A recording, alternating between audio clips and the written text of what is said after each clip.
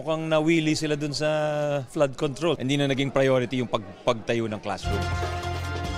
Dismayado sa Department of Education Secretary Sonny Angara na 22 silid-aralan lamang ang naitayo ng DPWH ngayong 2025. Malayo sa mahigit 1,000 classroom na target ngayong taon.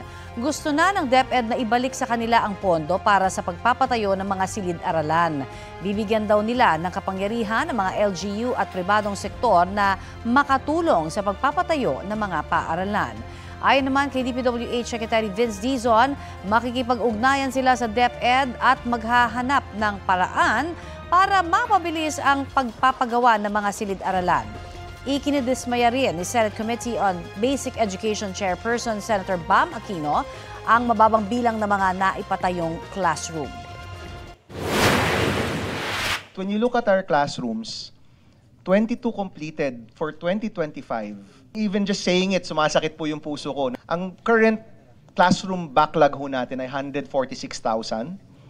By 2028, if we continue at this rate, aabot ho tayo ng 200,000.